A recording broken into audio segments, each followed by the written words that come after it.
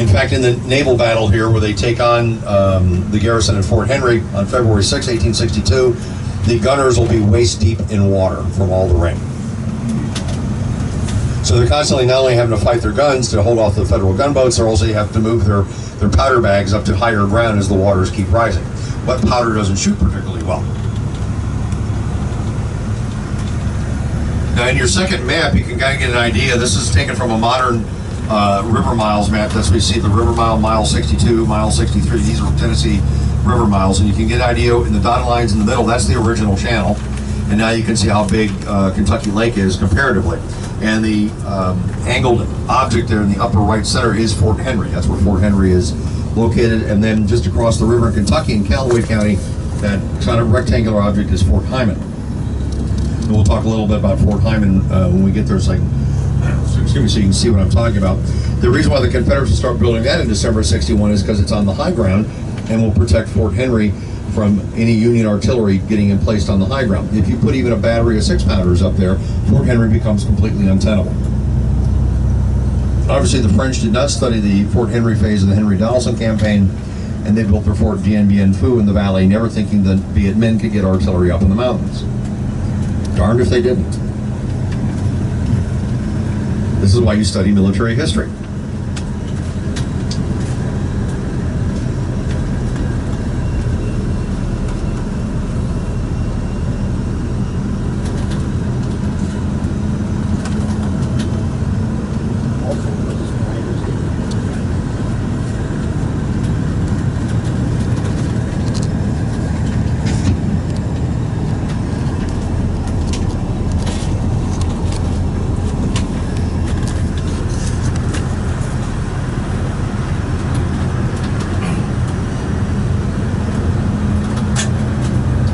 Bringing Army staff rides out here because as we drive back towards Dover, I'll explain what the Confederates failed to do, using this magnificent defensive terrain to hold their lines in advance. Get right there.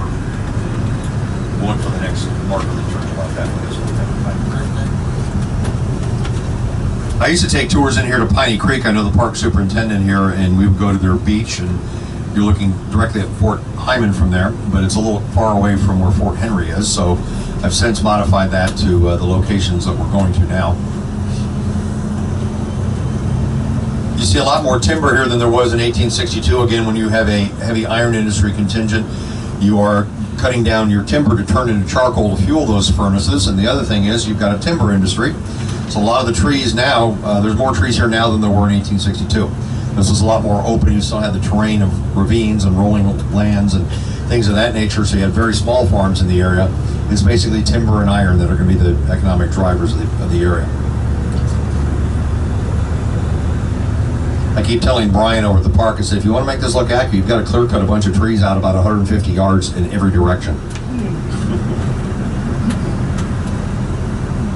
So far he hasn't done that. I'm not sure why he doesn't listen to me.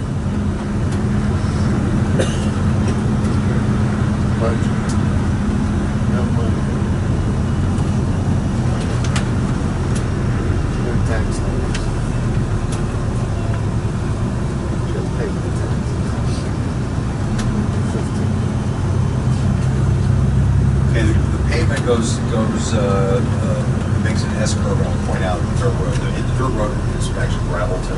We're not going to take that. Let's do it. There's the pavement.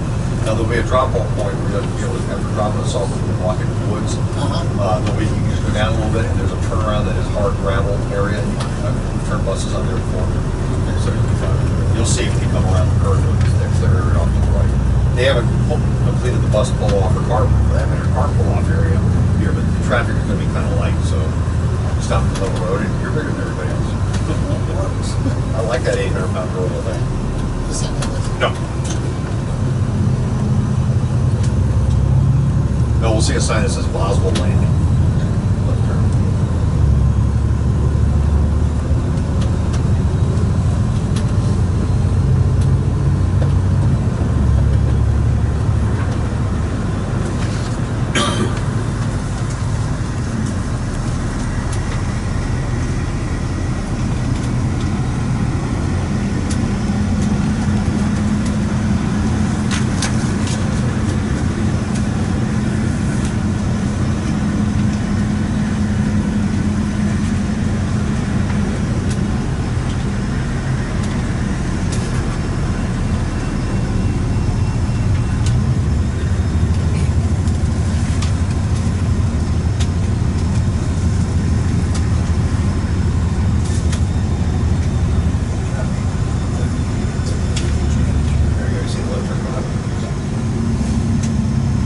going to rain Confederate brigadier generals here. That's basically part of the command problem. It defies one of the 9 Army principles of war, unity of command. John Floyd, when he finally arrives later on, will be senior by date of commission. The first guys that get into this area, Colonel Adolphus Hyman, who's from Nashville. He's a Prussian. He's a noted architect, and he's in charge of building Fort Henry. He'll later be superseded by Lloyd Tillman from Paducah, Kentucky, who is a brigadier general. Tillman will be captured here in the fight. And then Bushrod Johnson will show up, and then you'll have Simon Bolivar Buckner, and then you'll have John Floyd. And it's just going to be a plethora of generals, and unfortunately, from the Confederate side, there's going to be lots of argument. What they needed to do was get a major general down here, particularly Hardee out of Bowling Green. About where that car is the high ridge. That's where the Confederate line crossed the road this way. This straight ahead is the historic Fort Henry Road. When we get to the next map, like map 3, I'll point it out to you. There is a turnaround down there, but it's low-lying branches. I don't think they want to scratch up the roads. Yeah. This area. Yep. Well, I get better than Fort Henry than that.